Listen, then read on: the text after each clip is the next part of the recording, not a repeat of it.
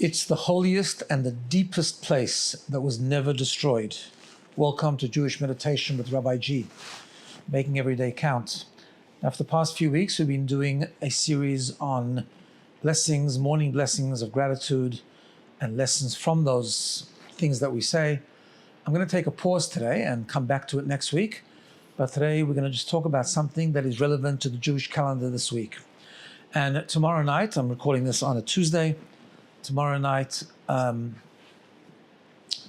it's Tisha B'Av, the 9th of Av, when we mourn the destruction of the first and second temple in Jerusalem, that stood in Jerusalem over 2,000 years ago. This was the holiest place, the headquarters of Jewish ritual and worship. It was the buzz of the Jewish nation. It was the place where light was shone into the whole world, spiritual light. And sadly, both temples were destroyed on the same day, some 500 years apart. I wanted just to dwell on something, and that is with one introduction. First of all, we are taught by our sages that the temple is not just a physical structure, but the temple is also the temple within ourselves. We learn from the temple, from its layout, from its specifics, from its details. We can learn how to build and nurture and reveal our own spiritual temple, our own house of God that we hold within ourselves. So there's a detail that I want to focus on where we can learn a tremendous lesson from. And that is, in the first temple, the holiest spot, and the second temple, the holiest spot of the temple was called the Kodesh HaKodeshim, the Holy of Holies. This was a place where there was one item in that room, and that was the ark, the holy ark that Moses made in the desert, that had in it the 10 commandments that God had given to the Jewish people. Both the broken pieces of the first tablets and the pieces of the second tablet, the second tablets, they were both in the Aron. And this was the holiest spot of the temple. And it was in this place where the Kohen Gadol, the high priest, once a year on Yom Kippur, would go in for a few minutes to offer up some incense to God and pray for the Jewish people. The Rambam, Maimonides, tells us that when King Solomon built the first temple, he was the one who built this first temple, there was a very complex tunnel system underneath the Holy of Holies that he built because he knew one day the temple would be destroyed, and it was important for the ark to be hidden. And therefore, a while before the destruction of the first temple, one of the Jewish kings used that hiding place and he hid the ark. And that ark that Moses had made, that holy ark, was hidden and no one knew where it was, somewhere under the Temple Mount. In the second temple, when the second temple was built, the ark was no longer there. It was one of the things that was missing in the second temple.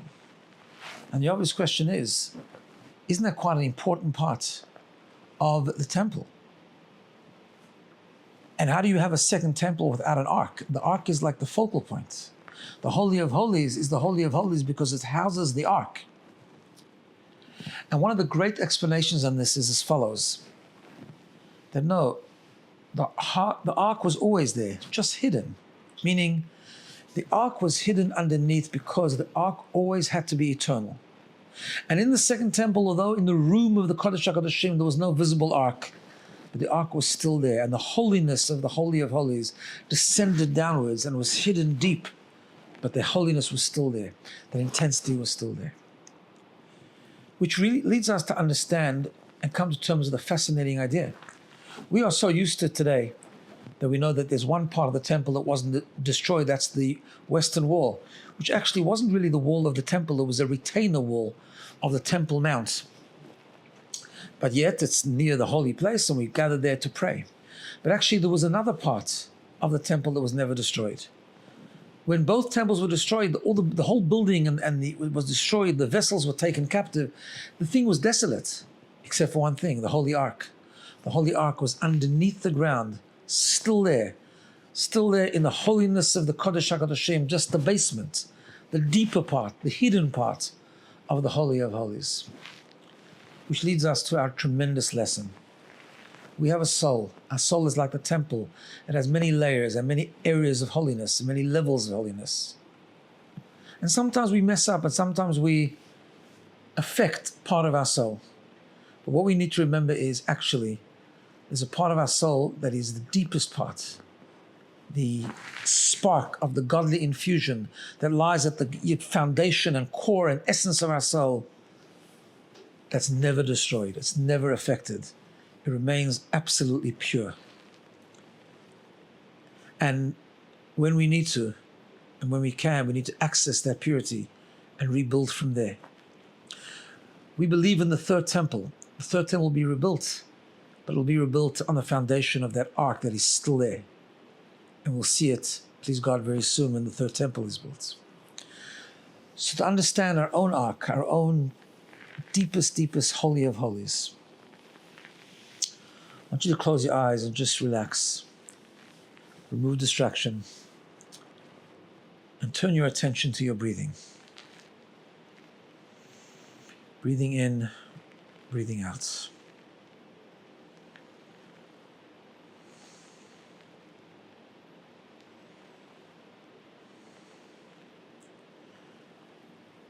Keep focused on your breathing, feeling every inhalation and exhalation. If your mind wanders, just gently bring it back. And I want you to try and breathe a little bit deeper. Breathing in, holding it there, and then slowly letting go. Breathe in, 2, 3, 4, slowly breathe out. Breathe deeply, 2, 3, 4, slowly breathe out.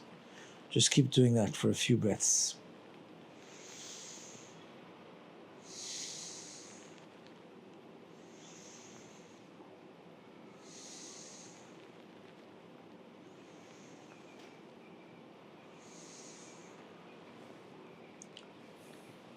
When we breathe out, we let go of toxicity, and then as soon as our breath is finished, the new one starts. A fresh breath. Breathing is a constant. Breathing is always there because it is the pulse of life. The rhythm of our existence. Breathing in and out.